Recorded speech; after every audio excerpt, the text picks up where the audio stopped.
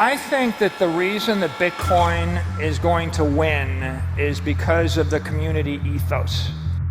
I have directed Secretary Connally to suspend temporarily the convertibility of the dollar into gold or other reserve assets. Let me lay to rest the bugaboo of what is called devaluation. This argument that the prices are going up about 2%, nobody believes it. Some of the best funded companies in the Bitcoin space, the most powerful miners, billionaires, have tried to change and co-opt and alter Bitcoin to shape it to their liking. And without these incredibly hardcore sort of high priests of the Bitcoin protocol, it would have been hopelessly malleated in all number of ways. And so there is a reason why someone would be incredibly protective of Bitcoin. We don't take shit from anybody. We don't have to listen to what people kind of want to push for Bitcoin, because people think that they can come into the space, these big influencers, and they think that they can change Bitcoin and try to fix it and make it better. But we all know that Bitcoin fixes you. You don't fix Bitcoin. Some people see toxic maximalism as like a bunch of mean people who are bad for Bitcoin, but in reality, it's the complete opposite. It's really good. I see toxic maximalism as like Bitcoiners from all over the globe, from all different walks of life, really coming together for one goal, and that's hyper Bitcoinization at all costs. So nothing else matters. Fuck your feelings. No one cares if you don't like Bitcoin. We're going to the moon and we're ushering in hyper Bitcoinization. I won't stop until every single shitcoin channel is defeated, because they are poison, and that's my mission.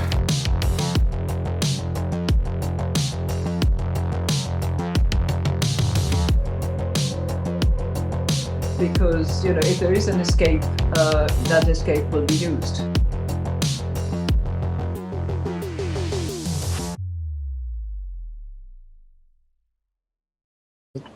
Welcome to Toxic Airwaves. I'm stoked tonight. I'm fired up. How you doing, Skeeth? I'm doing great. Fired up too. Yeah. Coming to you from the land of liberty LARPing called Texas. Gosh.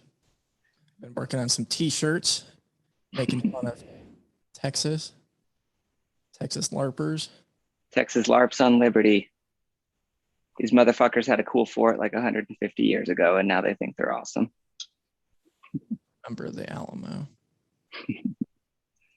That was a story I read a lot about as a kid and really enjoyed.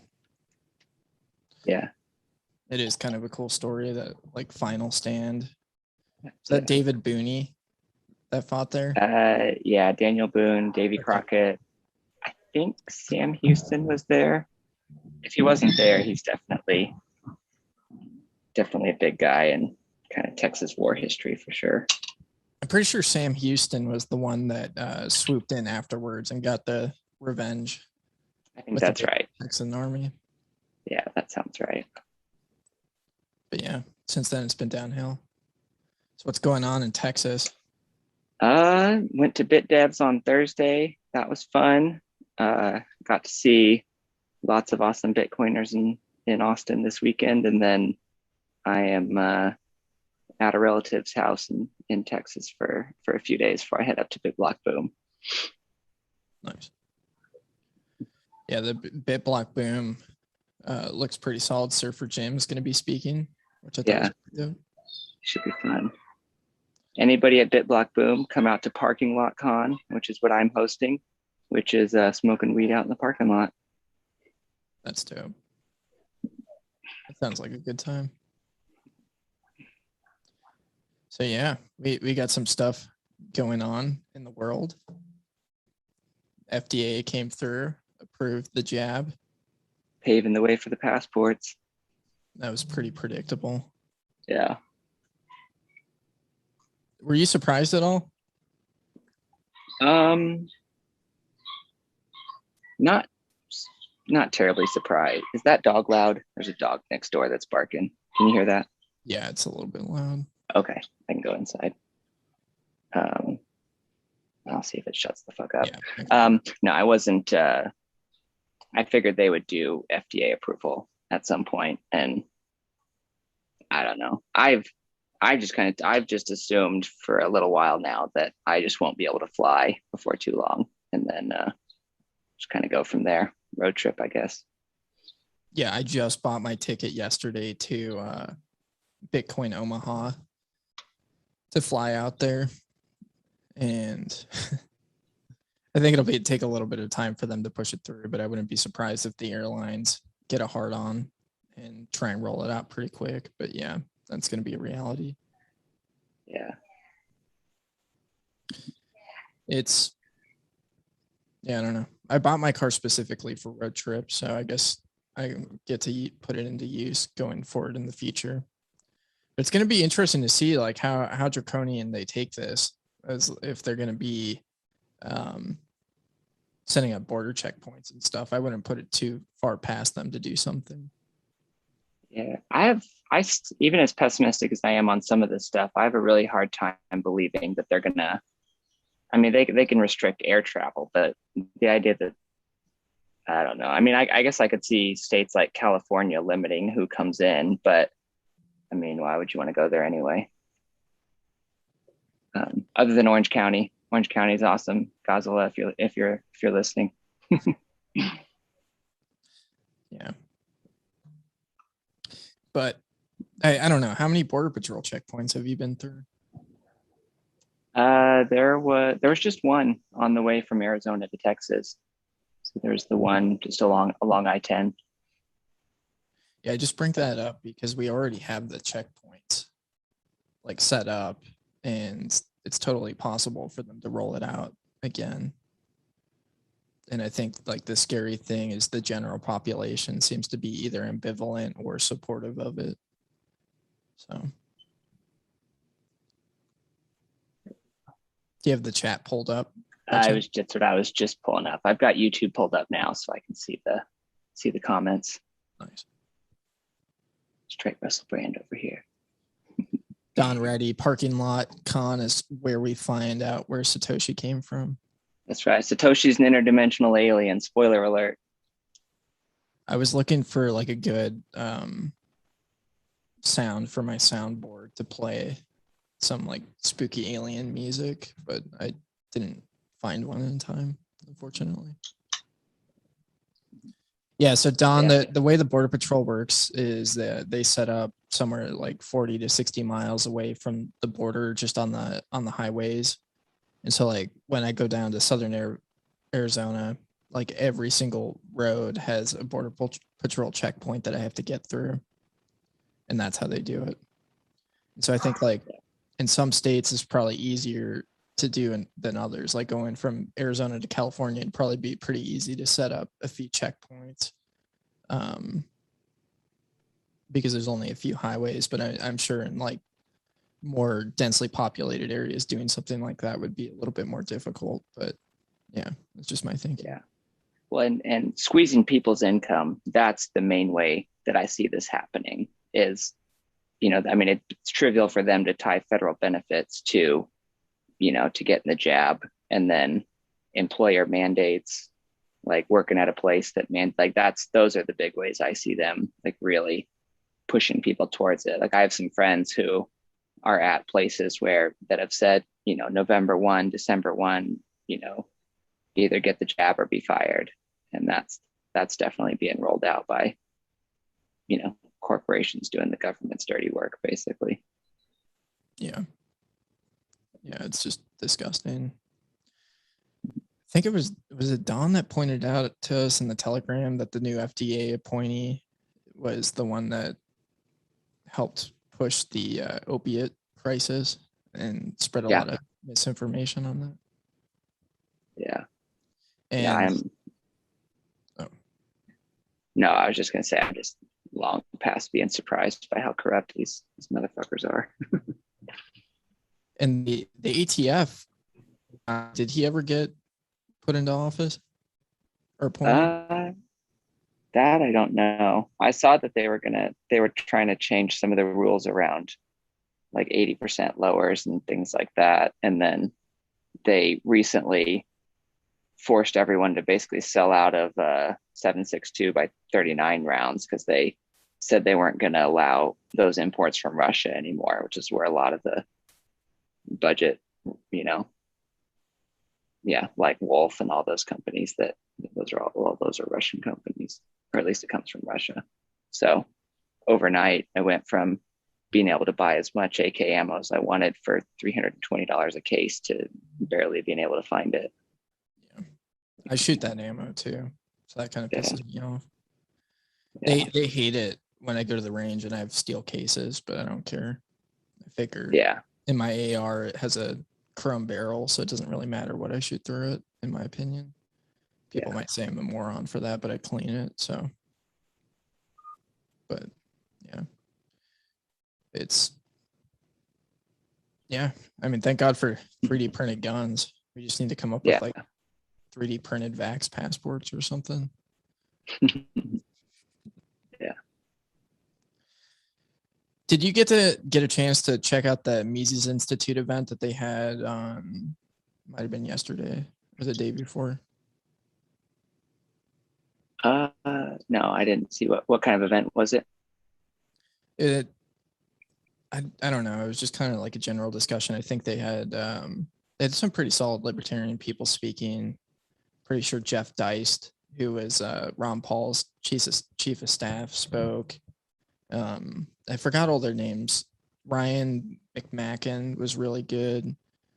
But essentially they were just discussing this COVID insanity. And I think one point that I took away from the event that I thought was really good is that we can't argue on merit of whether these measures are effective or not. Like with the lockdowns, like they're obviously not effective, but that's such a bad argument to have because it justifies them in the future of like, you know, well, if we do have, you know, disease that comes through that is actually deadly to the general population, then their lockdowns are warranted. But, you know, the argument I think we need to be having on this is that under any circumstances, none of this shit is warranted. And I thought that was pretty good. That's what I think even agreeing to have the discussion is a terrible mistake, in my opinion. You know, it's like the firearm example is simple. You know, if somebody asks you the question, what right do you have to own whatever? You know, to me, the correct response is go fuck yourself. I don't even recognize your right to ask that question. You know, it's like, I'm not even going to pretend like you have a legitimate perspective on this. And it's like a similar thing. It's like, oh, you're not vaccinated. What right do you have to not? Just go fuck yourself. It's my body. I don't want it. You know, I don't trust Bill Gates. If you do, that's your problem. But yeah, I think that's all. That's what I had this conversation earlier today with who I'm staying with. It's just, you know, it's like there's so many people who are, you know, conservatives, like even Trump supporters who are getting the vaccine and pushing it and not associating with people who don't get the vaccine. And I just like, I want to slap these people and like to have them read history and say, do you realize like the people pushing this would put you in a cattle car if they could, and they would send you straight to a concentration camp. If they could get away with it, they would. And those are the people that you're submitting to and listening to on this bullshit. Yeah. I don't get it. And it's like, you know, there's going to be so much of that in the Bitcoin world of people saying, oh, it's just a little reporting requirement. You know, I just need to register my addresses. I just need to, you know, use custodians that they approve. You know, it's just like all this stuff, like 1 ounce of compliance, in my opinion, is just completely immoral and terrible, terrible strategy. I agree wholeheartedly. I've got a Jordan Peterson quote. I think it's about 2 minutes long, queued up for this. Very good job of documenting how an ordinary person transforms into a Nazi murderer. And I had to read that. I said, but don't you compartmentalize it. This is about you, right? This isn't about someone else. When you read history, you think, well, that's about someone else. It's like, unless maybe you're a victim and you identify with the victims. It's a very rare person who reads history and identifies with the perpetrators. But unless you read history and identify with the perpetrators, then you don't understand history at all. And so who wants to understand that? And I get my students, I said, look, I've told them this for 30 years. Here's something you have to understand. If you were in Nazi Germany, the statistical probability is overwhelming that you would have been a perpetrator, right? You think you would have rescued Anne Frank. It's like, think again. Those people are very, very, very, very rare. They put their lives on the line to do that. They put their families' lives on the line to do that. You think you're one of those people? Really? It's like that. All that means is that you know nothing. You know nothing about yourself. You know nothing about people. You know nothing about politics or economics or history. It's a harsh lesson. But Yeah. Yeah. And that's what, I mean, that's what a lot of people, they think they would have been the one rescuing Anne Frank, and they're, ready to turn in their neighbor for not getting vaccinated or not. I don't know. It's like, we're not in 1930s Germany yet, but if you can't draw a connection from where we are to that, I just don't think you're paying attention. Yeah, and I think it's not even just the people that are actively going out there and snitching on each other. It's the people that are sitting by apathetically and not saying anything or doing anything that are the most problematic, because that's what allows for this to happen. And you're just as bad. I mean, they teach you this. They taught us this in public school as a kid, of like the bystander effect. If you see a kid getting bullied and you do nothing, then you're complicit in it. And I think that's the case here, which is funny that they teach you that in school, but they also beat into you to be the bystander, to be the follower, and just allow this to happen. Just watch your neighbors just get decimated. And I think that's complete horseshit and really pisses me off. Yeah, it'll be interesting. And I don't know, it'll be really interesting to see how, like, what these kind of attacks look like on Bitcoiners at 500K Bitcoin, at $1 million Bitcoin, at $10 million Bitcoin, at $100 million Bitcoin. Like these, I mean, like that's something I've been thinking about a lot this week, especially. It's like, if we think it's hard being against the vaccine, that's going to be nothing compared to being a Bitcoiner when you're getting rich as fuck and everyone else is starving. I mean, it's and not, I don't know about starving, but I mean, just everybody's going to be reaping the terrible, terrible effects of the fiat system, and everybody without Bitcoin is going to be totally fucked. And I think it probably gets pretty ugly in the short to medium term. And there's going to be a lot of importance on being able to be off the grid and fly under the radar. And like, I expect there'll be years at a time where you wouldn't want to mention that you own any amount of Bitcoin. Yeah. Don says, no, they will be starving. Yeah. A lot of them probably will, unfortunately. I mean, I'll be the first one. I'll try to save as many as I can, but nobody can save everybody. I mean, this is a really serious issue, like looking at the food supply chains and what's happening right now in general. Like Marty was tweeting about, you can't furnish a house in a reasonable manner. And, that was my experience too, ordering a couch. But I mean, California is passing these laws that is going to affect like pork distribution.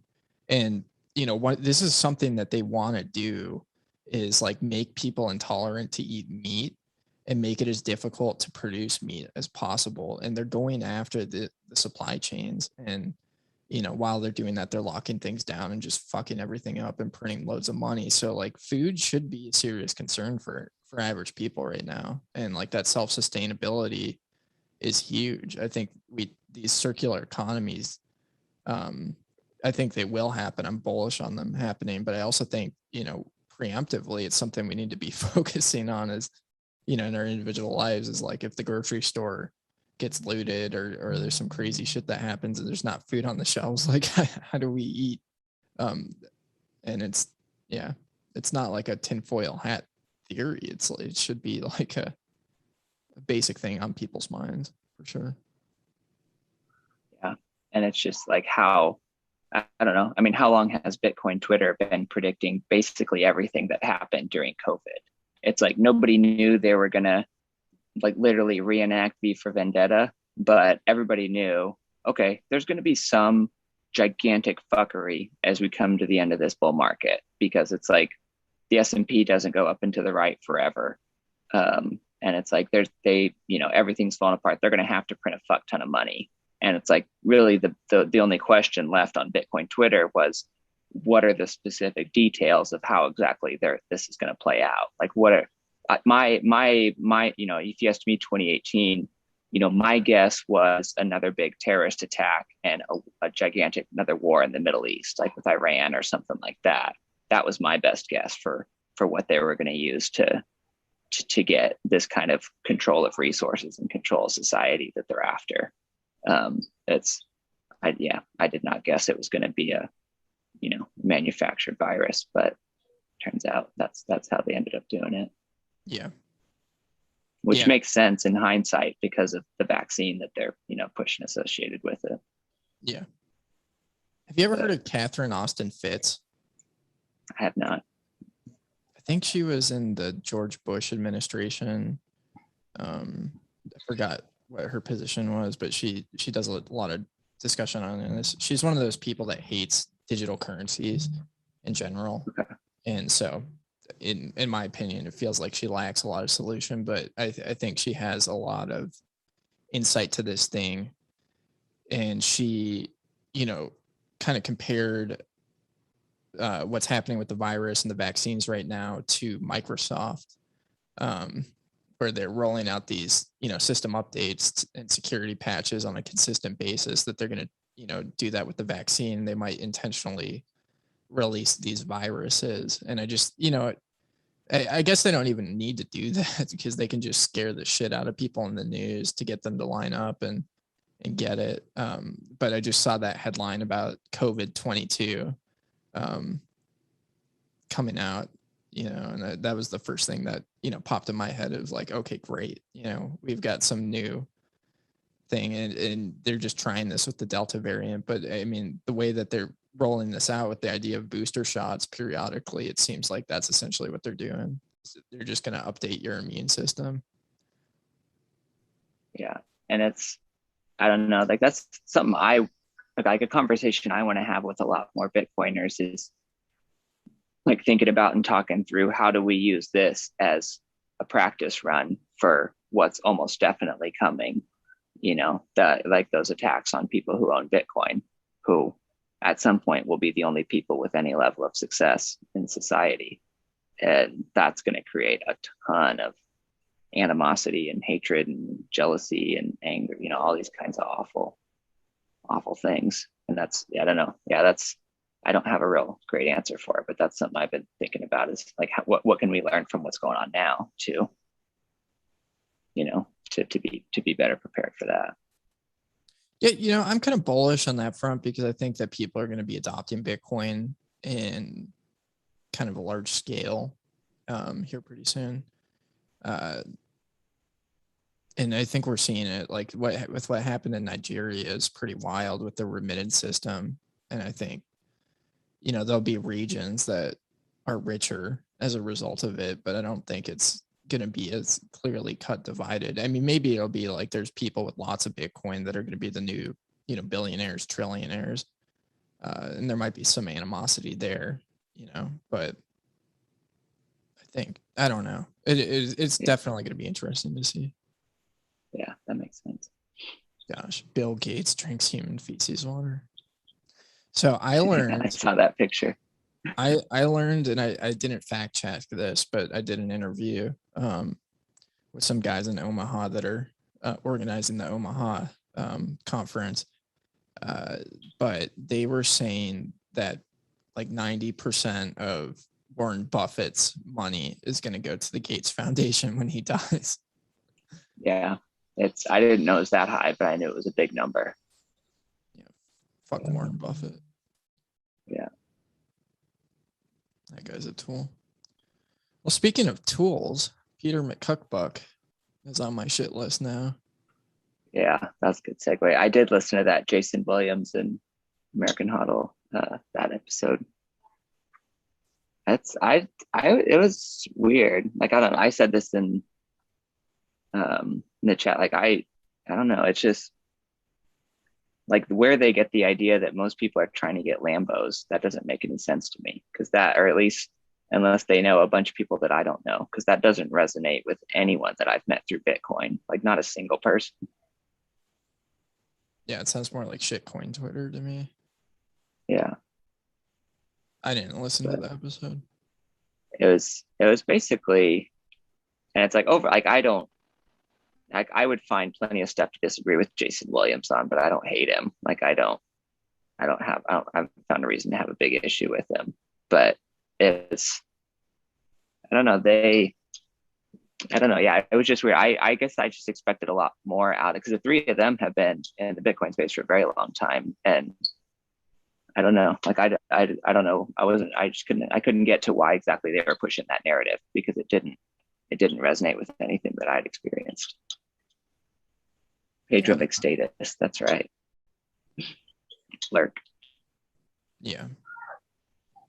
I mean, he started like chilling this idea, like he's done it in the past, not as overtly, but the idea that the Bitcoin toxicity in the space is necessarily a bad thing. I think that, you know, you kind of have to differentiate people just being assholes, like going out and like tearing people down with like no substance, just like mudslinging and, you know, not bullshit, which is what I kind of look like Bitcoin toxicity. And you know, he spews a lot of bullshit periodically, and at this point arguing for the state's necessity and, you know, being on the side is unexcusable in any.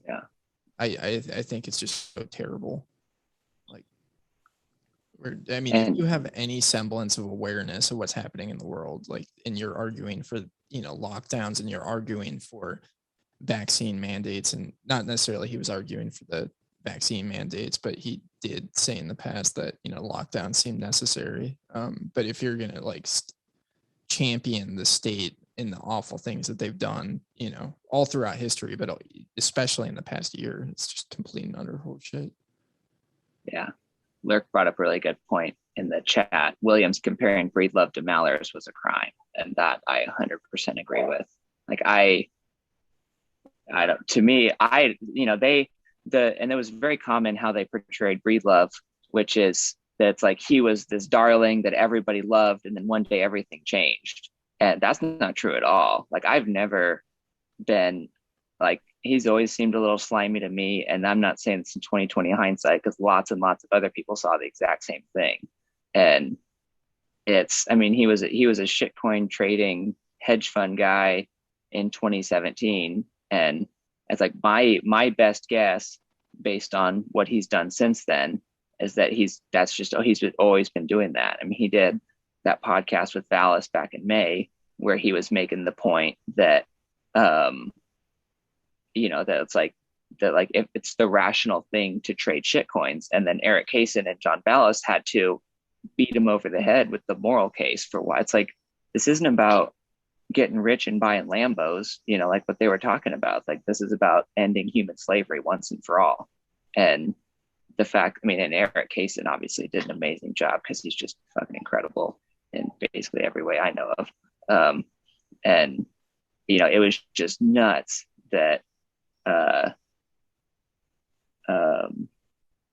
Don said, Skeef, didn't you call him out analysis? But yeah, that like May, back when it happened, I was like, I made that clip. I shared it in different places, and it just is like, this guy is obviously shitcoining. And like I said, that's not foresight. Tons and tons of other people saw the exact same thing. And so anyway, all that long-winded way to say them, you know, making it seem like everything was amazing, and then one day it changed because of one BitClout tweet, I thought was totally disingenuous and not at all accurate. Yeah. Yeah, I mean, the stakes are pretty high here, and I think that's what a lot of these people forget. And it seems like Peter doesn't really understand what's going on in regards to this. Is like you said, it's like it's about ending human slavery, and that's not even like a hyperbolic statement in the slightest. Like, our relationship with the state right now is one of slavery, and you see it in the things that they do and the way that they behave and the way that they treat people. They just treat people like they're dog shit, and they can do whatever they want. and they do these things like they go and just bomb the shit out of some country in the Middle East, and they do it without any sort of repercussions. It's just like watching George Bush get worshipped by mainstream media is just awful, and they do that like in comparison to Trump. But I mean, these people are all war criminals and they're all awful. And that's what we're trying to impact is like, we're trying to eliminate their source of power. And welcome to the show, Zorn 101. Good to have you. But yeah, it's join spaces if you want to call in, Zorn. Tell us if we're great or terrible or somewhere in between. Yeah. Well, that being said, Bitcoin chugs on. Yeah, Pedro makes like 500K a month. He can't keep up with the world. That's got to be like gross income for his podcast, right? I know he does well for himself income wise. I doubt he keeps much of it because he's not very smart, but like 500, it can't be 500K profit. Like there's no way that guy profits 6 million a year. I don't know. Maybe I don't know what podcasts make. Yeah, I don't really know. I could probably make an assumption based on his sponsors and how many downloads he gets. I guess I don't know how to find how many downloads he gets, but they typically will pay. Like you said yours was only 2.5 million a year, right? I don't make shit. Yeah, I don't like the idea of sponsorship. Yeah. I might allow somebody to sponsor me if it was the case of like they were a business that was like fighting restrictions, or it would have to be like a very, very specific business. But like if BlockFi or Coinbase or Gemini or any of those guys like reached out to me, I would tell them to go pound sand. Yeah. Like Viva Coffee. My primary condition is that they do have to be the number one place to find your future ex-wife in Southern Arizona, which is why we're very, very thankful for our Dirtbag sponsor here, Dirtbag's Bar in Tucson. It's worth the trip, no matter where you live. Come and visit. I did find a show I really like this week. It's called The System Is Down, and it's a libertarian anarchist show. So it's not Bitcoin. I've been looking for content outside of Bitcoin to consume, but they did have a sponsor that really cracked me up. It was like a company that like sells you. It was like an online smoke shop, pretty much, where you could like get kratom and stuff like that, and that kind of cracked me up that was their sponsor. But yeah, I don't know. It is interesting that Ben Prentice is, I really, really like him. I think he's solid. Yes. He's producing what Bitcoin did. I wonder what his take on it is. Yeah, I know a lot of people think Peter might be a spook. That, I don't know, maybe I'm naive. That seems pretty unlikely to me. Like my guess is he's just not terribly intelligent. I posted Clancy's thread in the Telegram group, and at one point she made that I thought was super, super good was basically that he has like essentially an unchangeable high time preference fiat brain. That's just how he thinks. Short term, easy, all about me, just doesn't have the mindset to really understand what's going on with Bitcoin. And she's like, the stuff that they're trying to explain to him is like explaining existentialism to ants, was her example. And I think that's pretty accurate. And that, he's, at the end of the day, like he's just not somebody who, in my opinion, he would obviously disagree, which is fine, but in my opinion, actually understands what's going on or what's being accomplished. That might be the case. That was a really, really good thread that she put up. I think what he's done is he's created a brand for himself that he's kind of married to as well, where he plays the stupid guy. Like he says all the time that he is a what do you call it? like a middle of the road centrist, you know, trying to take that road. It's like there's nothing centrist about Bitcoin. You know, Bitcoin's a very radical thing, and if you're a Bitcoiner, you're essentially giving a big middle finger to the state, unless you're just, you know, buying it on Robinhood or something like that, or like buying it in your retirement portfolio. But then you're not a Bitcoiner. But man, that's pretty harsh, Lurk. I wouldn't go that far. You're muted. I was still muted. Lurk says he's the Jeffrey Epstein of Bitcoin Twitter. Yeah. You should call into Spaces and tell us more about that. I'd be interested. I don't know if I'd go that far. Yeah, He's for like all the his faults, I don't think Peter's a pedo. Peter's the Piers Morgan of Bitcoin. That's what I would call him. Yeah. Zorn says people do not like that Bitcoin is FU money.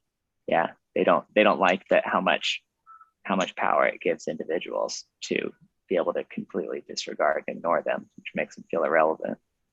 Yeah. Yeah, this is something that so I went to a really interesting on last Tuesday. I went to the local Libertarian Party meeting, and it was pretty interesting. It was like they're gearing up for war with the state, and it was actually kind of exciting to be in because they brought in like doctors and nurses to talk about the county's vaccine mandate on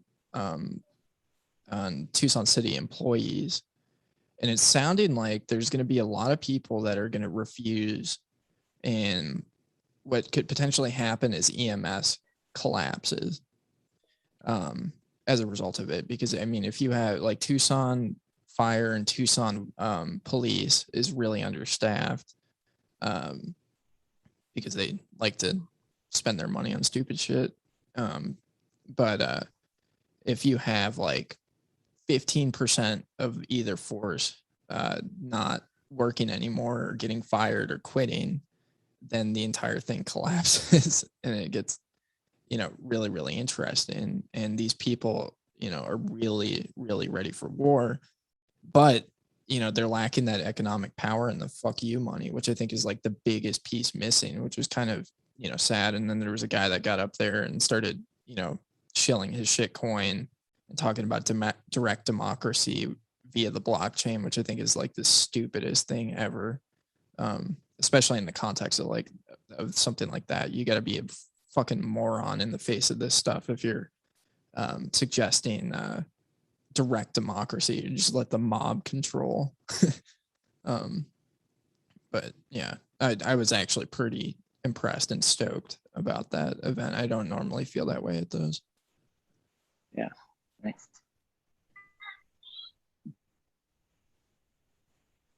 Yeah, they're gearing up for war. There might be something to it. And I think like, you know, my take on it is I hang out with a lot of people in the political sphere. I hate politics probably more than anything. And I hate politicians more than anything. And, you know, I would never welcome one into my home.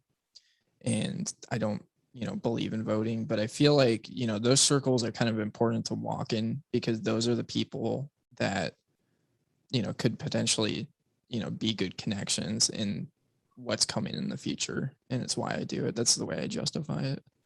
So. Yeah, absolutely. And people that we would want to bring into the Bitcoin sphere. I mean, I look at the meetup in Sierra Vista a similar way. That's just absolutely smack dab in the heart of the military industrial complex. And I'm super pumped about that meetup and like being able to, you know, hopefully act because a lot of people just turn 18 and want to go to college for free. You know, they're not, you know, it's the people pulling the strings that we need to have Nuremberg trials for, you know, and I mean, yeah. So anyway, but so to have that meetup right there in the heart of the defense, you know, military industrial complex, and hopefully be able to like access and bring over as many of them as possible. Lurk's asking if either of us hit Kaiser. I did. It was a blast. Yeah. It was really, really exciting.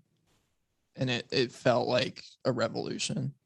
It's definitely, if he's ever out your way, definitely go there. But it felt like something that's leading to something big, you know, getting people riled up and like putting into perspective of what this is. Like I mean, he ripped like $500, like hit $20 bills and was just shredding them on stage. And I thought that was pretty dope. But I mean, to get the Bitcoiners together, and this is why I am so adamant about the importance of meetups. In a time like this, like they want us to be demoralized and they want us to be like out on our own. And when you get together with people, and like kind of talk with each other, compare notes, and agree together that this is complete and utter bullshit, we're not going to stand for it. I think that's incredibly powerful. But yeah, there were some pretty solid people there. Dredd was there. Got to meet him for the first time. Alex Svetsky was there. It's cool to meet him in person. Gosla was there. It's cool meeting her. We had a bunch of people from the Phoenix meetup there, which is really solid. Those guys are, you know, hardcore badasses. But yeah, I had a blast. Awesome. Yeah, I was already on my way to Texas Thursday, so I was not able to go, unfortunately. But I love Max Kaiser. That would be so cool to see. Yeah, he's a pretty useful person in the space, getting the message out there. His rant about Janet Yellen being a financial terror, like Mario Draghi's a financial terror. Like I love that. It's one of my favorite things. I should get that as a sound clip. I need to update my Max Kaiser clips. Yeah. I mean, they all are financial terrorists. Like, I think that's it. Here's the game that we can play with them, is they can call us terrorists and we can point the finger back at them and call them terrorists. Yeah. You know, we can play this. Especially build our own economic power so that we can also just ignore them. I'm gonna figure out how to turn this light on real quick. Oh, no worries. I'm still listening. Here's something I'm debating about doing. I'm pretty, you know, close to, you know, pulling the trigger on this one, but I'm heavily considering crowdsourcing through the Arizona meetup scene billboard campaign to put up billboards that say something like dump your slave money or fight inflation, you know, something like really provocative. Yeah. With Bitcoin. Print guns, buy Bitcoin. Yeah. You're not a slave, buy Bitcoin. Taxation is theft, buy Bitcoin. Inflation is theft. Something like that. Something that's going to be like really like in your face and just have it up there. I think like if enough people see it, I've been seeing billboards around the country, you know, over the past, you know, year or so that are pretty solid. And I think doing something like that as the local community would be really fun and maybe even powerful. So. And to not waste time putting it in yuppie areas like Scottsdale, because those people they're already benefiting from the current system. They're like the least likely to, you know, they're all watching CNN with a vaccine in their arm. But normal people are, I think, much more open to it. Yeah. AK-47 says they have billboards in Austin about Bitcoin. It's okay to buy Bitcoin. Yeah, I think a lot of people are waiting for like permission to do things. It's just like something that's conditioned in people's minds is like you need permission to. So that would be a funny one. But I want it to be really like provocative and like to put it into people's minds that there's this idea that I mean, even something like the price of house and Bitcoin in 2016 and then in 2021 and then the price in dollars. I think that would be a really, really solid one. Oh, we got Gosla. I haven't been watching the spaces.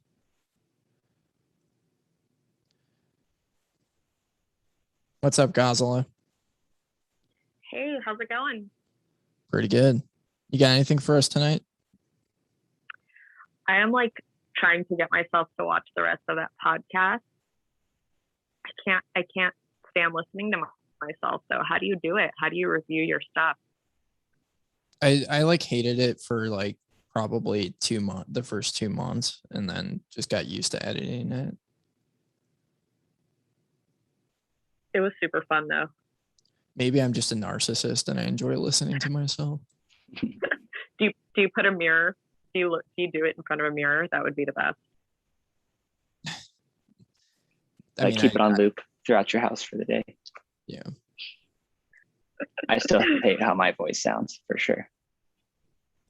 Well, it's actually like kind of fun going through and editing because I get to, really process through a bit more of what, I was hearing in the podcast. And it's been really helpful for me, like having that process, because when I came in and started podcasting, I feel like I had this, I still don't have the fullest grasp on Bitcoin, but I've definitely, like, in the past year, the being able to ask people questions has been extremely helpful. So I guess that makes it bearable. Maybe yeah. But yeah, podcasting is fun. That was fun. Well, I'm bummed you're not going to BitBlock Boom, right? I know Steve, you're going, right? Yeah, I'll be there. I'm in Texas already. Yeah, it's gonna be a dope conference. I had to pick and choose what I did this year because all my friends and family decided to get married in the same year, and so jerk. Yeah, screw them. Much rather be at a Bitcoin conference. But friends and family are important. This is true. Yeah. Well, I got my Portland shirt on for a reason today. The Trailblazers playing? No, I don't watch sports ball anymore. Okay. No, it's a freaking shit show up there. It's absolutely insane. It's like the Civil War. They're like, they were throwing bombs. There's like Proud Boy rally, and the Antifa tried to like show up and ambush them, and like the Proud Boys are like all geared up, and they have their like LARPing gear to go fight each other. They're like shields and stuff, but like the Proud Boys are just lighting them up with paintballs, and like they're hitting each other with sticks. And then like I think it ended when they started actually shooting guns at each other. But I think that's going to be the norm going forward. It's just so out of control, and I've got grandparents up there that think I need to evacuate. But I just hope Bitcoiners are smart enough not to, because that's like those kinds of things out in the open in a city downtown. It's like that's playing their game on their terms and just losing miserably, because they're gonna, trivial for them to get you for a felony and throw you in a cage for a long time, and they can get rid of you so easily. So I hope Bitcoiners are smart enough to not, take what feels like emotionally easy or emotionally right. Oh, I'm just going to go kick somebody's ass, but to be a lot more strategic about it. Yeah. Don says they had 15 reinforced umbrellas as shields. They were throwing mortars at each other when they started throwing sparkler bombs. Yeah, I've mentioned it before. I was up in the Portland area for almost 3 years, and I was up there summer of 2020 when everything went to shit, and it went from a really, really fun, cool place to live with some quirks to literally being on fire for 3 months straight, and continues, obviously. What's going on? How are you guys doing today? What's going on? Hey, how's it going? Oh, just hanging out. I saw an interesting space title, so I decided to jump in. But I see you guys are actually talking something about something interesting. Sounds like. Yeah, this is the toxic airwaves, where we are doing our best to be toxic Bitcoin maximalists. Okay. So actually, I don't have any stake in Bitcoin. I'm actually considering moving my Ethereum into Solana due to the gas and all that, because these NFTs, and it's starting to like really show me how unscalable Ethereum is. But Have you considered dumping it all for Have you considered dumping it all for Bitcoin? Anything else will end in poverty. Just FYI. No, definitely not. Definitely not. My thing is, okay. So my thing,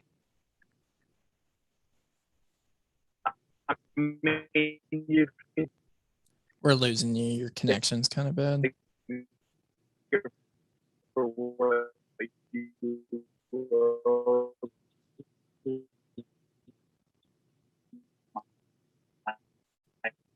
All right.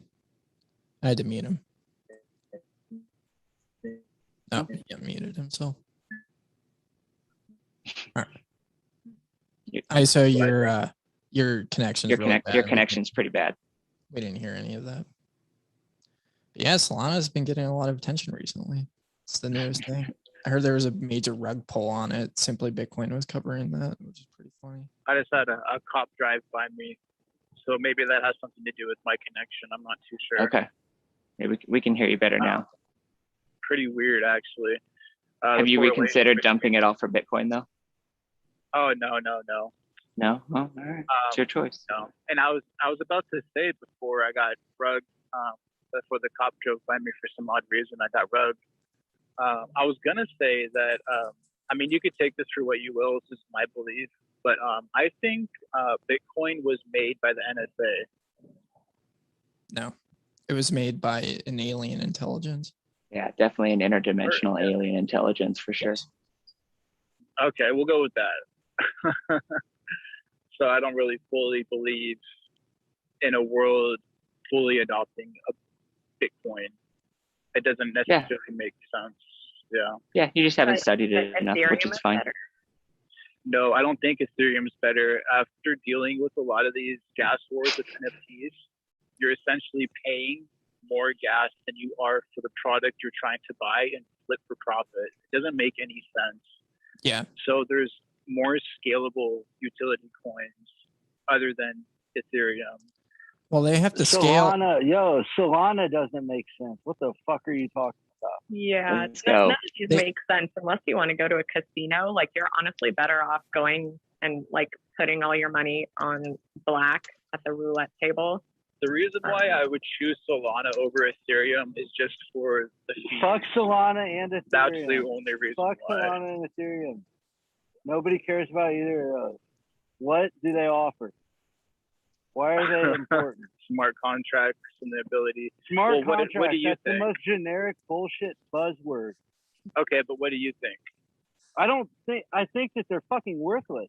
No, I mean, like, what coin do you think is better? Bitcoin. Bitcoin. Yep. Bitcoin only. It's only Bitcoin. Okay.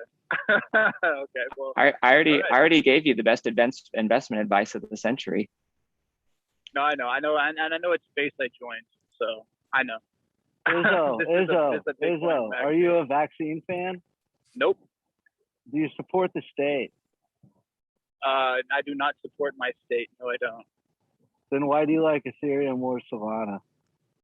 I don't like Ethereum more than Solana. I never said that. Or Solana, or whichever one. Or. I converted some of my Ethereum into Solana due to the gas fees Ethereum has. So I don't know. I don't know if you buy NFTs or anything like that. But I've started to realize how unscalable Ethereum is. All of it's bullshit.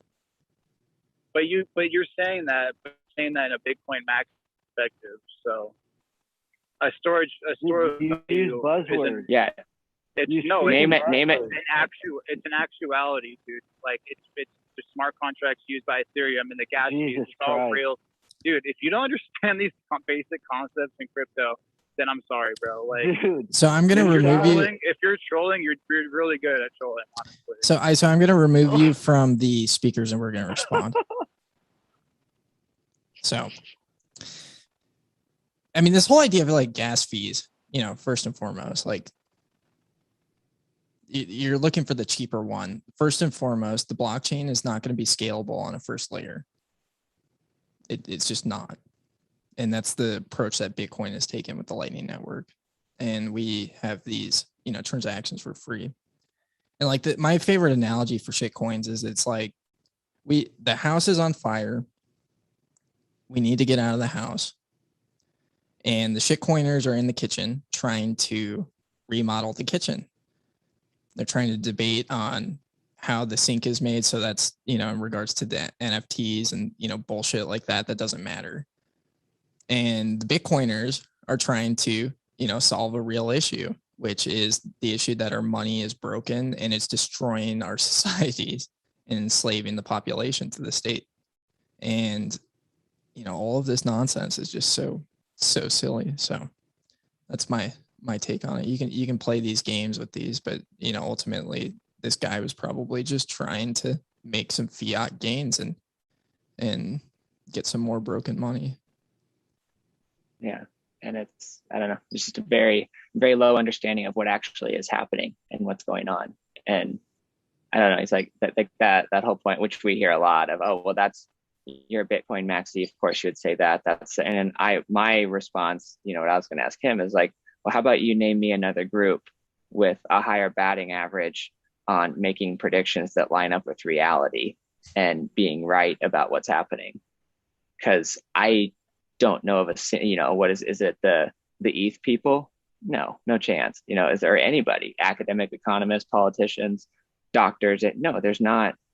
I don't know of another group that's even close. I mean, just being on, like how many people have said, being on Bitcoin Twitter is like, like you just like know things that no one else knows. Like my whole family was stocked up on meat a month before the supply shortage because it was obvious to everyone paying attention that was coming, and no one else was. We didn't know a single other person who was aware of what was going to happen. All ran out of meat, or weren't stocked up or anything, and that's just a simple example, but it happens 1,000 times over. You start to think, I've mentioned it on here before. That was my initial, understanding of Bitcoin mostly came from losing arguments on Twitter. Like I had this idea in my head that, Bitcoin and Ethereum were this techno-utopian nonsense. And so I went onto Twitter to make that point and just kept getting owned over and over again, told I was a retard and told I was a moron. And I was like, and then it's like, if you evaluate it logically, it's right. And I don't know, like it makes sense. And it's like, oh yeah, no, I was wrong. I was wrong about this one. I was wrong about this. And, this is obviously, what lines up with reality. Oh, that's a good point, Larry. Yeah. Now NFTs are partnered with Visa and they're going mainstream. Yeah. Visa spent 150 grand on a Visa. I don't know what, there was something special about the NFT, but Visa spent 150 grand on one of them. There's something special about the JPEG. Yeah. That's a really good way to put it. This is what I'm talking about is like the whole idea of NFT is just like ridiculous speculation to like Dogecoin wasn't enough. So they had to go put these like stupid JPEGs to go trade on the blockchain, to try and speculate even more on something completely more worthless. And it's, it's just, it's the results of a broken monetary system. This is why people are doing this bullshit.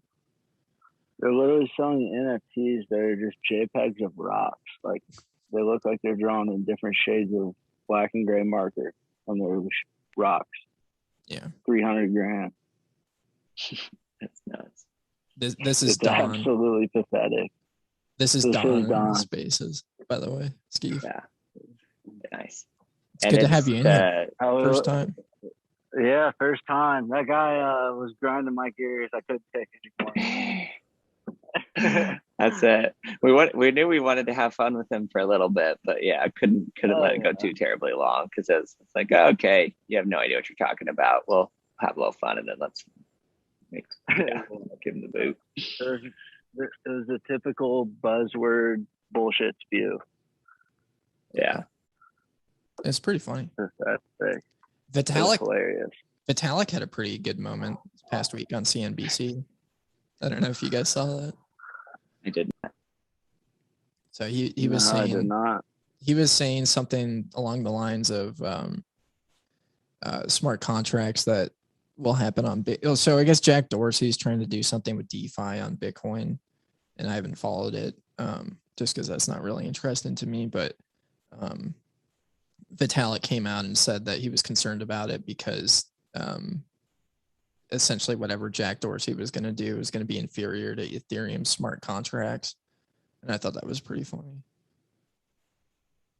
He was like ragging on multi-sig or something like that. It'll be interesting to see how long it takes for these people to capitulate. Like when, you know, like there'll be a point when the ETH to Bitcoin price is like, you know, 0.01 or 2 or something like that. It'll just be interesting to see when they give up, I think. But you're missing the point here, Skeef. It's not going to be ETH. It's going to be Solana. Oh, okay. or Solana, or Binance Chain, or Thorchain, or you know, Chainlink. You remember Chainlink? That one came in. Chainlink. 6 months ago, it was Cardano. We had Gene Simmons' his ass out promoting it. Yeah, I don't know if Cardano's done yet. I think they're just getting started. Safe Moon. Oh yeah, I had a friend call me about Safe Moon. That one's probably like the worst. I mean, the lifespan of these shit coins is just there's a few that have hung on somehow just because of name recognition, I think. I mean, Binance can probably pull all sorts of shady stuff with their coin because they actually have a business model that matters other than just printing money and scamming people. But I mean, their business model is about scamming people. It's just in a different way than just printing money. But yeah. Shit. Bitcoin makes Visa obsolete. Yeah. Yeah. So it makes sense that they would be messing around with NFTs and trying to, you know, push people towards something that doesn't matter, protects their business model. Yeah, I guess. And I think there's a big argument to be made that it's like a product of the end of the fiat system, like the end of an empire. I mean, there's just so much money floating around, and people are so insane that this nonsense is, you know, is like there's so much easy free money that it's flowing into, you know, pixelated rocks and bullshit. Well, I mean, the American HODL lines this out pretty well. I don't know what everybody's opinion is. I don't care, but he talks about like the broken money is creating an attitude of nihilism. You know, if you're being priced out of buying a home and your money is devaluing, everything's getting more expensive around you, and it instills this sense of like hopelessness looking forward to the future. It's like, oh yeah, sure, I'll YOLO into Dogecoin, you know, to try and make a quick buck. That's it. They program behavior through the way that they institute monetary policy. And they talk about this as like the idea of punishing savers. They don't want people saving money. They want them to go out and spend it on stupid bullshit at Walmart. And that's why to be dependent on. Yeah. To be dependent on just big corporations and government handouts and, you know. It kills time preference too. It shortens the time preference so that nobody can think long enough to actually save up and accomplish or reach a goal that they have set for themselves without spending on the hamster wheel. Yeah, I think the biggest difference between a Bitcoiner and a shitcoiner is that a Bitcoiner has a 5 and a 10-year plan. Like they're thinking ahead in the future, and the shitcoiner maybe has a 30-day plan. Like the time preference is a huge thing.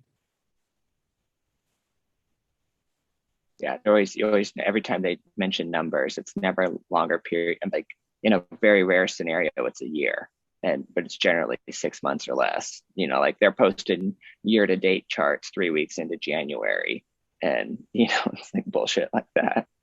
Just like whatever recent short time period sells whatever narrative they've got going. But yeah, what you brought up for American HODL, I definitely agree with that. I think he has a lot of really, really good stuff to say on that, because obviously a smart guy and has thought through a lot of that kind of stuff. And yeah, he's always been very good to me. I'm a fan.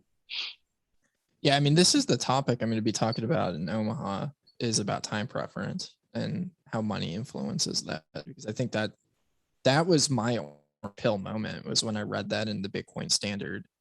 That idea of what time preference was and how money was influenced by it, because I was walking around, I was working and supervising people that were 2 or 3 times my age that didn't have any sort of retirement savings, and it blew my mind.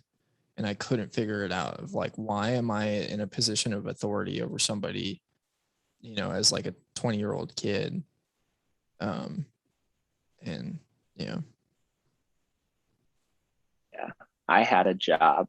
Let me think. I don't want to dox too much, but basically, I had a job right out of college where, like, I was working directly with the finances of people with insane incomes, like 800K, multi-million, over $1 million per year, like people that make a ton of money, and yeah, was just basically involved with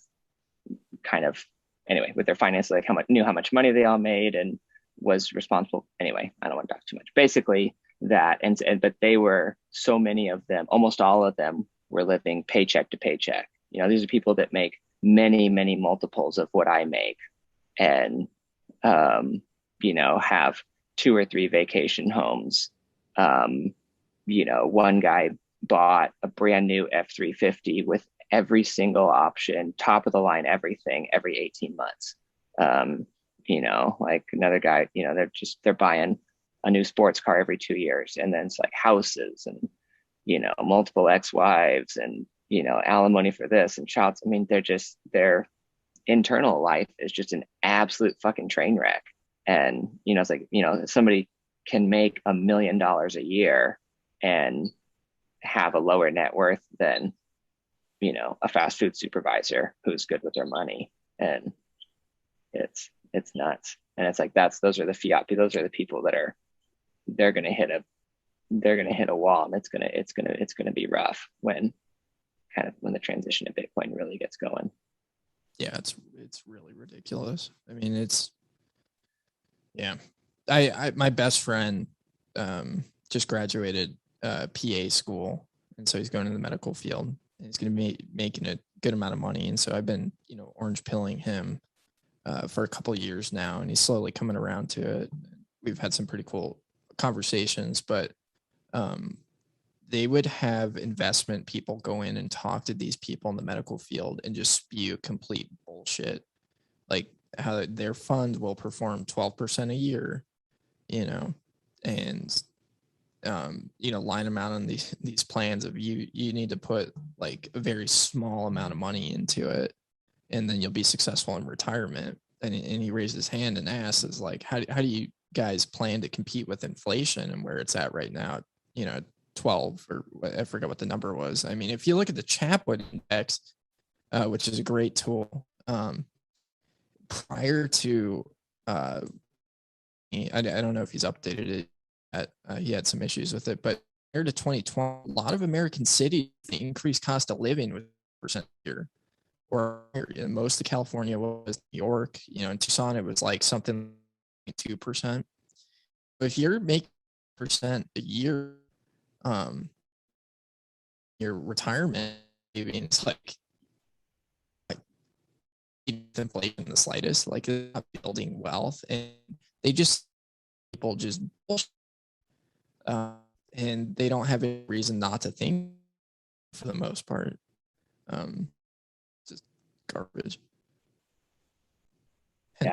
And the rate of inflation that matters for those people is asset price inflation. I mean, because that's, if somebody's wealthy, that's the main thing they care about is assets. And so their rate of inflation is minimum 20%, probably a lot higher. Yeah. Bitcoin is just like like you said earlier, it's just like the easiest trade, the best trade in human history. It's just such a no-brainer at this point. We need to build a new chart, the ex-wives to Bitcoin ratio, or how many ex-wives can one Bitcoin buy you? Today, I think it's probably multiple Bitcoin per ex-wife, but yeah, that'd be what would that be like?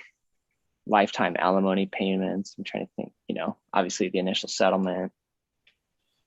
Well, how that many? definitely plays into our sponsor, Dirtbags Bar. That was my first thought when you mentioned multiple ex-wives. I was thinking they probably spend a lot of time at Dirtbags. Yeah. I Who mean, was it's it the that best place in Southern Arizona. Was it Don? Yeah, I think I may have met my future ex-wife at Dirtbag. Oh, yeah. I was there. Let's hear about it. Ding, Congrats. ding, ding. That's awesome.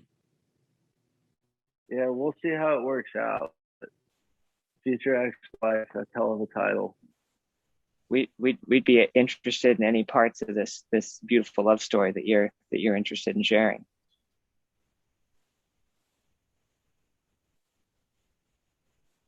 I don't know if it was much of a love story. It was more of like a broom closet fantasy. Gotcha. Was it a nice broom closet? Acceptable. All right, good deal.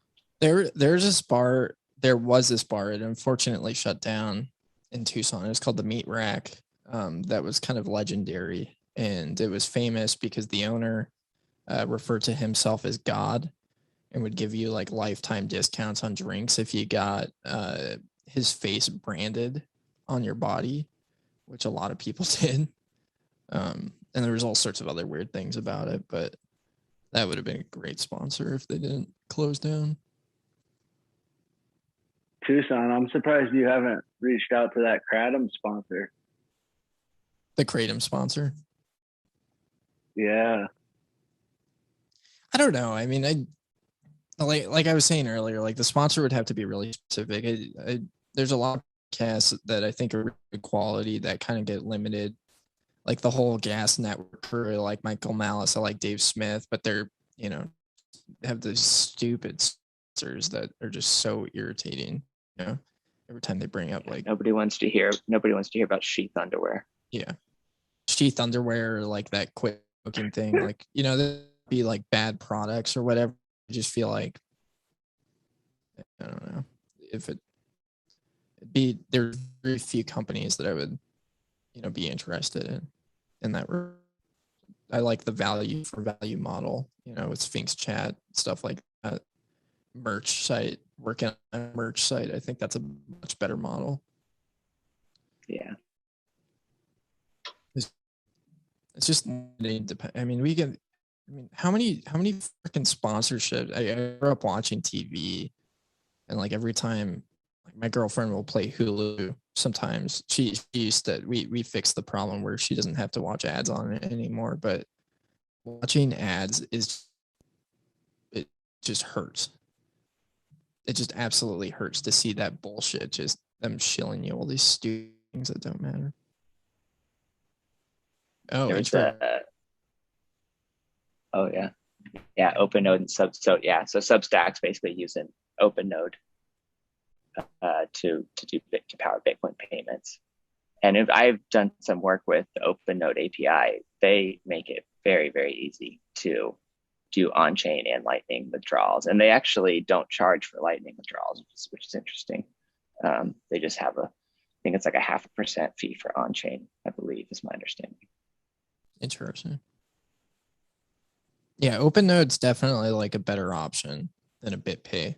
BitPay is bullshit. Yeah. It's like PayPal, but I think like at the end of the day, I'm pretty staunchly rooted to BTC Pay server above all else. It's super inconvenient comparatively to OpenNode. I think that'll change. But I think what it comes down to, it's important, and the same idea is like we need to be sovereign as individuals. I think businesses need to be sovereign from payment processors because of what's coming down the line. And unfortunately, OpenNode is, they're probably really solid people working there. I don't know any of them, but it's a single point of failure that could really impact you if you're too reliant on them. But yeah, the biggest complaint I've heard from business owners is managing Lightning channels. Yeah, that makes sense. Yeah, I'm at BitBlock Boom on Friday, there, if anyone's interested, there's a like intro to contributing to BTC Pay server. I think it's at 10 a.m. I don't know if that's right or not, but I'm definitely going to that. So check it out if you're interested. Yeah. Who's hosting that? Rockstar Dev and Rockstar Dev, and then Britt Kelly. Britt Kelly. Yeah. Yeah. Both solid. Who she, by the way, is an awesome Twitter follow. Definitely. She's like super, super, super based on all this like vaccine, COVID, NWO type stuff. Yeah. I like Substack a lot. Just kind of going off of that again, because they're really pissing off the New York Times and other mainstream publications. Glenn Greenwald's on there. He's a pretty solid journalist. But yeah, that's actually kind of cool news. I like that. I was going to say you were talking about commercials earlier. It reminded me one time when my older son was probably 3.5 or 4. We were over at grandparents' house. TV was playing in the living room. He's watching a show, and the commercials come on, and he said, "Who changed the channel?" And like, "What? No, it's just commercials playing." And he said, "No, put it back. I want to watch the show." And his grandpa was like, "No, the commercials are playing. You know, once they're done, the show will come back on." He's like, I don't want to watch this. Could you put it on the show?" And he was like saying, "Please." He's super polite. And we realized he'd never seen commercials before. Like, he didn't know. He was totally unaware of the concept of commercials. He's just like, "Why? I was just watching my show and now fucking toothpaste. Like, what is this nonsense?" I mean, he wasn't dropping F-bombs when he was 3.5, but yeah, I don't know. It just cracked me up. And so I always thought that's a hilarious story. Yeah, I mean, you can get around most of it today if you use like ad block on your browser. I think you could install Pi. I haven't done this, but you can install something called Pi-hole to block all ads on your network. So like if you had like a smart, if you had like a Roku or like a Apple TV or something, I think it would block ads, which would be pretty. Oh, wow.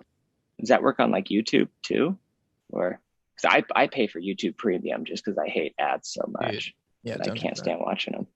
No, get rid of that shit. You can for YouTube, you can just run an ad block on your browser. I'm not sure what browser you use, but you can put like uBlock, Origin. I don't use Firefox. I'm using one called Brave, which is a shitcoin one, but it's just easy.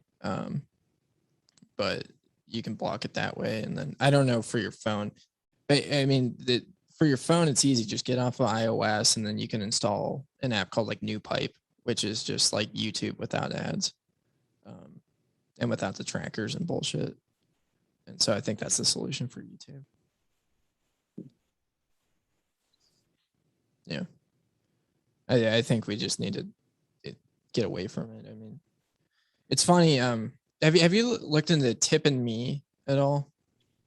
A little bit. I've like sent people money on Lightning over it a little bit. Yeah, so like Brave had this interesting business model that they came out with that, I mean, they launched a shitcoin to fund themselves, so unregistered security at its finest. But they had this interesting, concept of like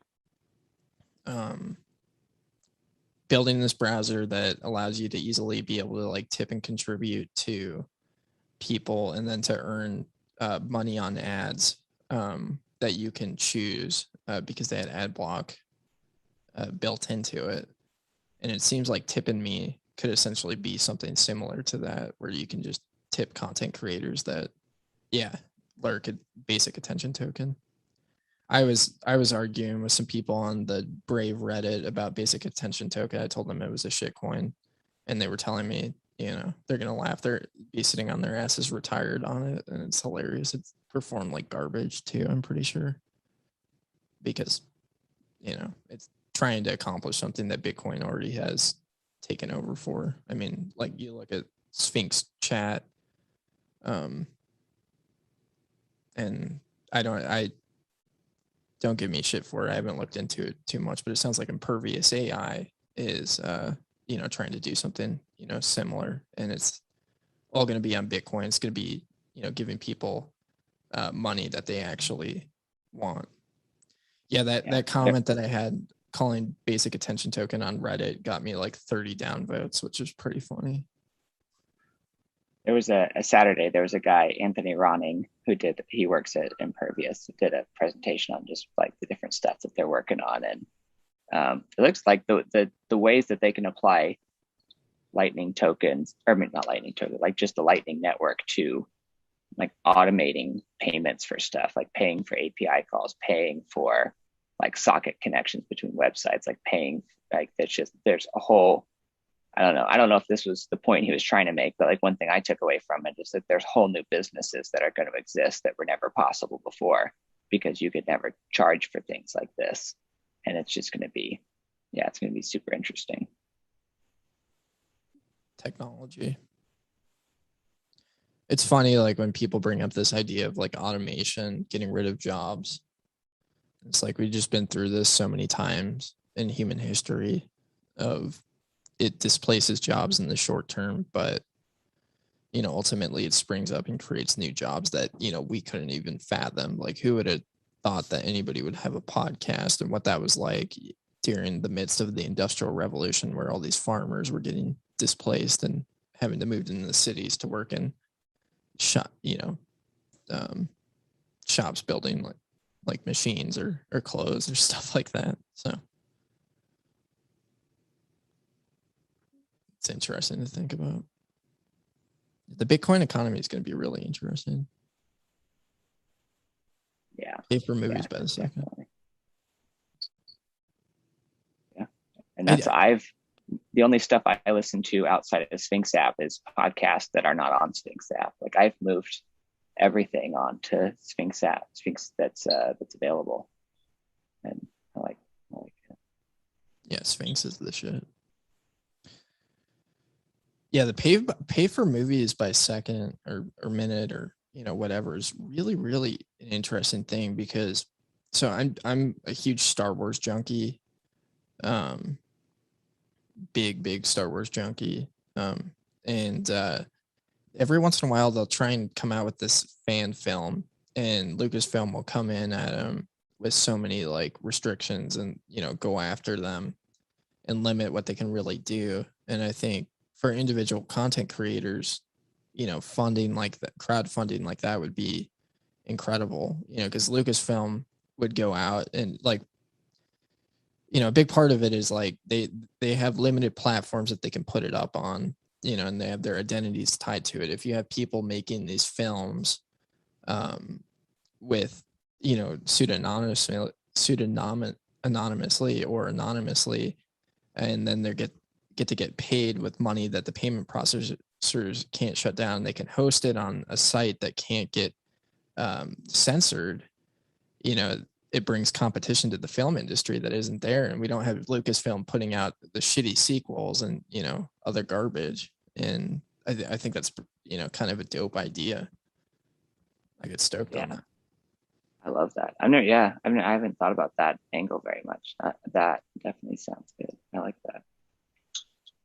Lurk says Phantom Menace is the best Star Wars. I will plead ignorance. I'm not into Star Wars too much.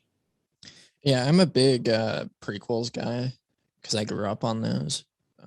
Seeing them in the movie theaters, I think it's different. And I definitely enjoyed the originals quite a bit.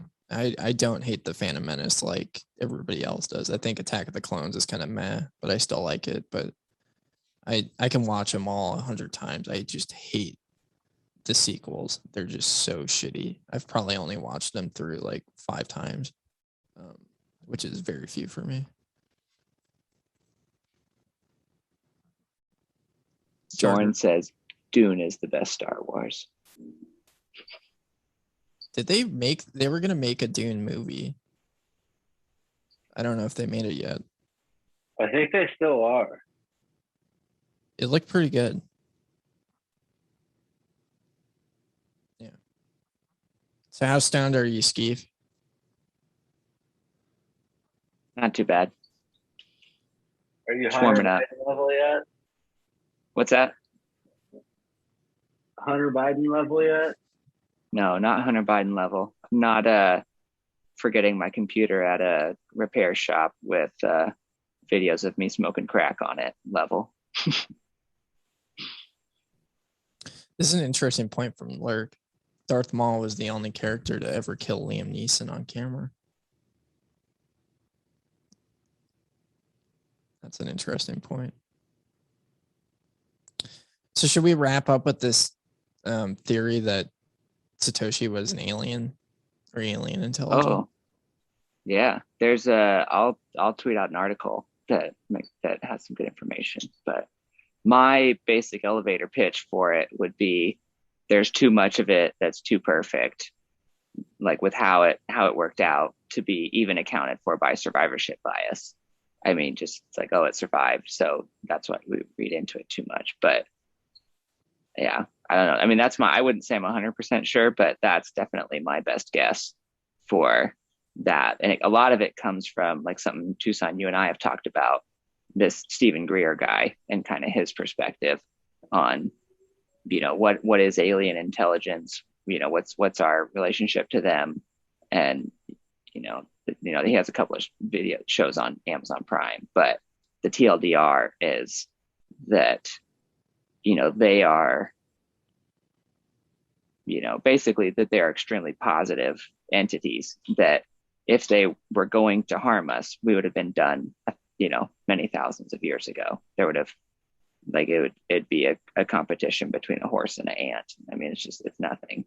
And so, like, he has, and you can watch the video, but he has all these reasons to think that they are like genuinely interested in like having a productive relationship and promoting like our best interest, and has all these crazy stories about, you know, potentially ways that nuclear missiles were stopped from launching and all kinds of crazy stuff.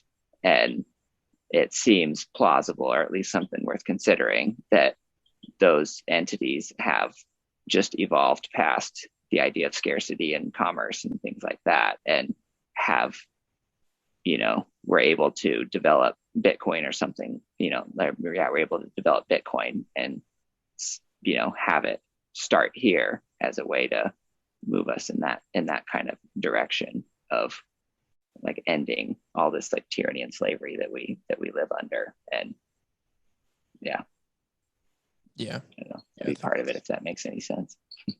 That's pretty interesting to get into. I like Stephen Greer. I'm skeptical of everybody. I think I say this. I'm skeptical of everybody in the alien space because there's just so many spooks there. But he's got this weird thing that I guess they've done in different parts of Arizona, like Oracle, which is just north of Tucson, where they get a group of people and they do a specialized meditation together to try and like make contact with an alien. And yeah, I'm gonna try it. I think it's gonna be a good time. But yeah, but look up Unacknowledged, and then what is it? Something of the Fifth Kind. This is the other one that's on Encounters of the Fifth Kind. That's what it is. So it's worth checking out. There's 5 different types of encounters. I think the first one is seeing a UFO. The second one, seeing a UFO land. The third one is like going on a UFO ship. I don't know what the fourth one. I might have messed it all up. But the fifth one is human initiated contact with an extraterrestrial. It's a pretty interesting movie. Yeah, I like the idea that Bitcoin was created by the aliens. Oh yeah, Dark Journalist. That's one I've been shilling to. That is a fun one. You had mentioned that to me. I have not listened to it yet, but I will. That sounds perfect. His last one was kind of dry. Theories of the Third Kind is one that I like. Higher Side Chats with Grant Parlewood is a good one. Sam Tripoli is just fun as hell. He's got one called Tinfoil Hat Podcast, and he's primarily a comedian, so that one's like particularly good because he's super into conspiracies, but he's also just hilarious. Yeah, I think what it comes down to at the end of the day is like a lot of this stuff, people tend to have a strong reaction at the suggestion of a UFO, and a lot of people don't like to admit that we just don't know everything, and that we're very limited in our knowledge. And this is the problem with like scientism that's taking over the world, and like them trying to mandate everybody get the vax and lock down and do all these crazy totalitarian draconian measures. Is like, these people don't know jack shit about anything. And so I think it's important to keep an open mind, but not necessarily be like, this is a conclusive answer to something, because we want to understand it. And I think like there's a really, really good book called Hunt for Skinwalker, or something about Skinwalker Ranch. But if you look up George Knapp, his name will be tied to the book. And they had a team of scientists that went to Skinwalker Ranch, and I probably shouldn't say that word because I live like right next to an Indian reservation, but they went to this ranch and were trying to document all of this crazy phenomenon, you know, with lights and UFOs and giant wolves and, you know, cattle mutilations. And they were there for like, you know, a year or two and weren't able to really deduct anything concrete other than they were seeing weird stuff that they couldn't explain. And I think that's just a really good perspective on how limited our knowledge is. And I think that's a good place to admit. Yeah. And one thing, if you want a good intro to Skinwalker Ranch, that Theories of the Third Kind podcast that I mentioned, they had a good episode. Like those, they're all just, you know, normal people, but they do good research and have good links and things like that. So it's worth checking out if you're interested. Yeah, and you get a lot of information on that one in a short bit too. It's not like a long. Annie Jacobson, yeah. Steve turned me on to her. Yeah, she's great. All 5 of her books are fantastic.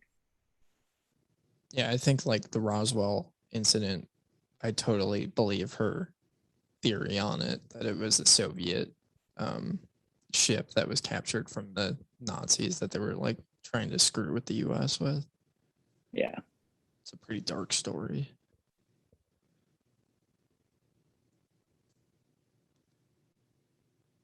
I did not see that, Lurk. Lurk said, you guys see Strike throwing a sneak peek about pay me in Bitcoin today. I missed that. I'm on the wait list for that. I love it. I think it's a fantastic idea. Yeah, I think I'm on the wait list too. It's just going to be huge. Big fan of Strike. Big fan of Jack Mallers. They just launched 2 countries in Africa, which I thought was pretty dope. Nice. I forgot which ones they were. I think Nigeria was one of them, and I forgot what the other one was. I think Ghana was the other one. Ghana. Be nice if they got into Ethiopia so Charles Hoskinson could go away. Hate that guy. Such a tool.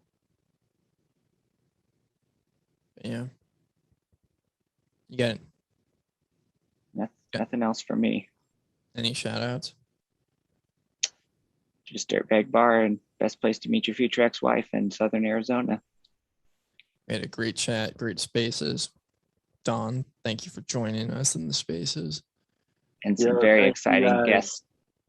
Some very exciting guests coming up on the Tucson Bitcoin podcast too. Oh yeah. I'm super stoked on my guest coming up. We're going to get into some anarchism hard. I was tweeting, I want to get, I think one of my dream podcasts that I probably wouldn't host it, by having Michael Malice, Alex Svetsky, and Eric Kaysen sit down and have a conversation. That would be amazing. Yeah, shout out to Sedona. We got some sick crystals up there, some vortexes. I do have one thing. If there's anybody near Nebraska, I am speaking in Omaha on September 10th. I'm pretty stoked on that. 20th anniversary, day before. 20th anniversary of 9/11, 9/11/01. Oh yeah. Well, 20th anniversary of Rumsfeld's press conference about losing $2.3 trillion, which is totally unrelated. Dude, that's like a whole nother wormhole to get down. Yeah, So we don't have time for that today. Well, just 1 second, I gotta mention it. DHS, did you see that they put out potential terror threats? So it's people that, so we're terrorists according to them. Yeah. People that say normie and cuck and based. No, that was a different one. Okay. Yeah, no, they said specifically, this is really funny because the chair of the Libertarian Party pulled it up on the TV behind her when she was giving her speech about anti-vax, but it's people that are anti-vax, anti-lockdown, believe in lack of election integrity, and then the third one was religious holidays and the anniversary of 9/11. So I'm wondering if they're calling that they're going to do something on 9/11 as a result of that. I sure hope not. Yeah. The money today is just absolutely absurd. I think the deficit today is like what Obama's budget was in like 2016, 2015. That's what Michael Malice said. But yeah, solid rip. We'll see ya. Have a good one. How do I turn this live off?